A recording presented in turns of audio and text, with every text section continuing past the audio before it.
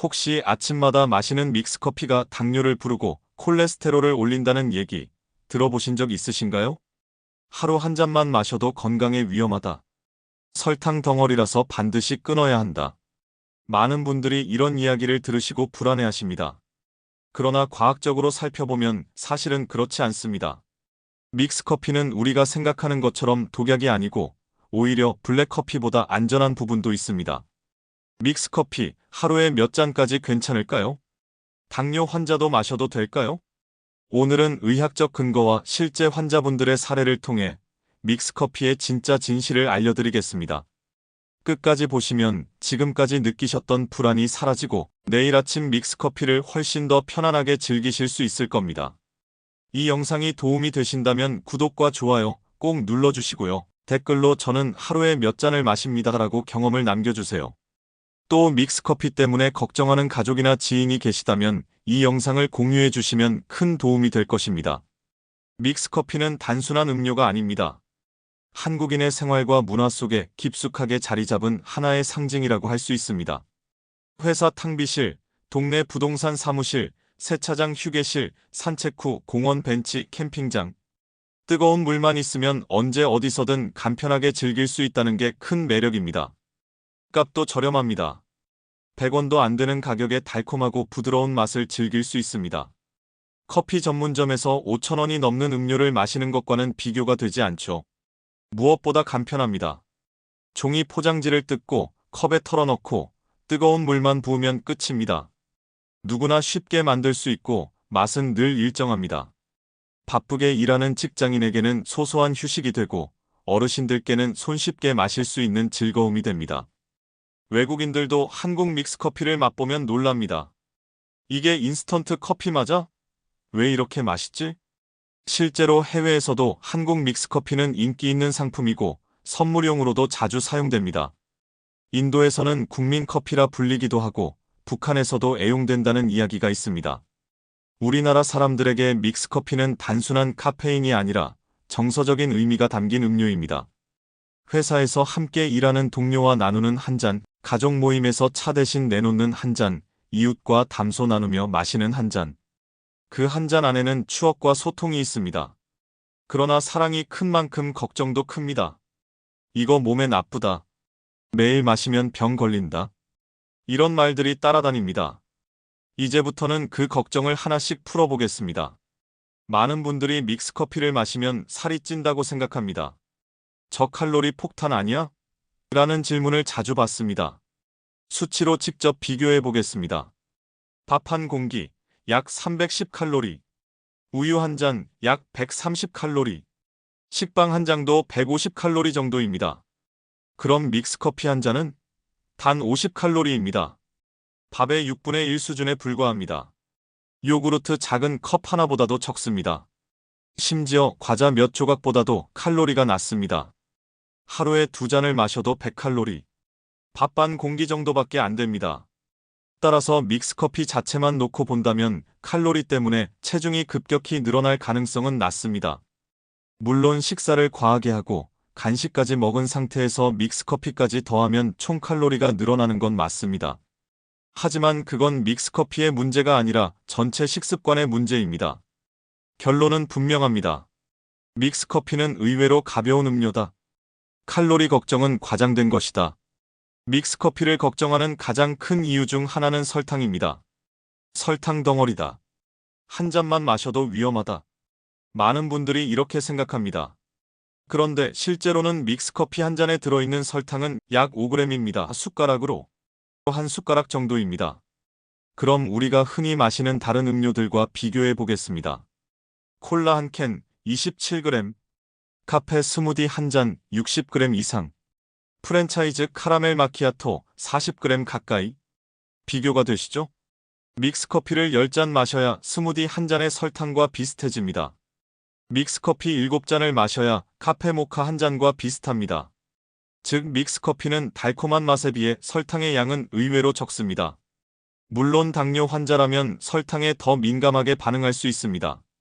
하지만 일반인에게 하루 한두 잔의 믹스커피는 설탕 때문에 건강을 해칠 정도가 아닙니다. 우리가 매일 먹는 빵, 시리얼, 과자 같은 음식들이 오히려 더 많은 설탕을 숨기고 있습니다.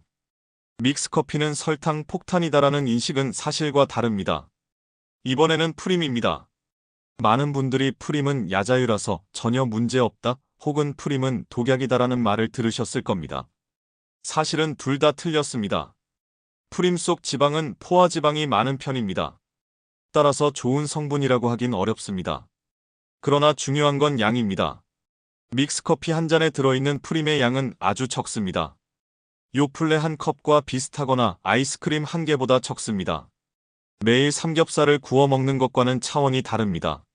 소량이기 때문에 큰 문제는 되지 않습니다. 따라서 프림 때문에 건강이 망가진다는 말은 과장된 것입니다. 반대로 프림은 무해하다라는 말도 맞지 않습니다.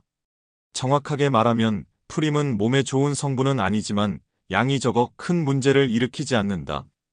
그리고 고지혈증이나 심혈관 질환이 있는 분들은 줄인 제품을 선택하는 것이 더 안전하다. 이게 과학적으로 가장 정확한 설명입니다. 커피에는 카페솔이라는 성분이 있습니다. 이 성분은 콜레스테롤을 올릴 수 있습니다.